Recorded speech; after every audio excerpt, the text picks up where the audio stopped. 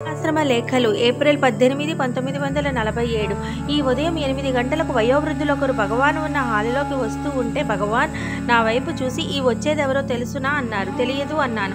నా పినతల్లి కూతురు ఒక ఆమె నాతో పాటు అమ్మ దగ్గర పాలు త్రాగిందని చరిత్రలో రాసి ఉందే ఆమె భర్త అన్నారు భగవాన్.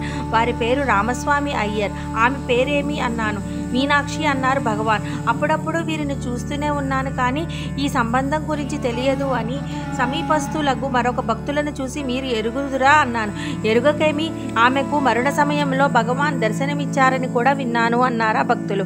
ఆశ్చర్యంతో భగవాన్ వైపు చూసి అలాగా అన్నాను. భగవాన్ అందుకొని అవునవును, తిరువొట్రియూరులో నాయనగారికి జరిగినట్లు ఆమె విషయంలోనూ జరిగింది. నేను దగ్గరకు వెళ్ళి ఆమెను తాకాను.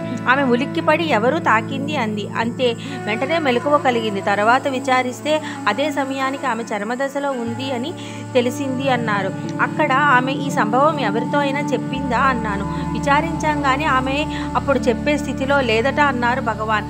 నాయనగారికి దర్శనమిచ్చినట్లు ఆమెకు దర్శనమిచ్చి అనుగ్రహించారన్నమాట. అంటే అదే అదే అమ్మ మా ఇద్దరికి పాలిచ్చేది. నాకు 5 ఏళ్ళు దాటేదాకా పాలు తాగుతూనే ఉన్నాను.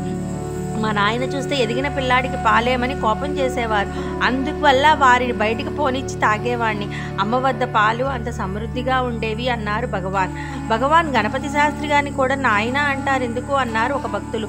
ఎందువలన అంటే దానికి ఒక కారణం ఉంది. సాధారణంగా నేను అందరినీ మర్యాదగా పిలవటం అలవాటు కదా. పైగా వారు నాకంటే వయసులో పెద్దవారు. గణపతి శాస్త్రి గారు రండి పొండి అనేవాడిని. దానికి ఆయన పట్టరాని బాధగా ఉండేది. శిష్యుణ్ణి కదా గణపతి రారా పోరా అని అనక ఇదేమి న్యాయం అని ఎన్నోసార్లు బతిమాలారు. నేను వినలేదు. చివరికి చాలా పట్టుబట్టి కూర్చున్నారు. శిష్యులంతా వారిని నాయన అంటారు కదా అని అదొక సాకు పెట్టుకొని ఇదిగో వీరందరితో కలిసి నేను నాయన అంటే బిడ్డకు అన్వయిస్తుంది కదా అని ఆయనకి చెప్పి సమాధానం ఇచ్చాను. నాయన అంటే తండ్రి కదా, మనదేం పోయిందని నేను ఒప్పుకున్నాను. అయితే ఏమి, రండి పొండి అనుట మానలేదు. వారికి మాత్రం ఎంత చేసి లాభం లేకపోయింది అన్న బాధ వదలనే లేదు అన్నారు భగవాన్. భగవాన్ దర్శనమిచ్చిన సంగతి మీనాక్షమ్మ చెప్పే స్థితిలో లేదన్నారు. సరే, నాయనవారు చెప్పేవారు ఉన్నారు కదా. ఉభయులకు ఒకే సమయంలో ఒకే అనుభవం కలిగించే ఈ దర్శనాలను గురించి పరిభాషలో ఏమంటారు అన్నాను నేను. భగవాన్ దరహాసిత వదనులై వాటినే దివ్య దర్శనాలు అంటారు అన్నారు.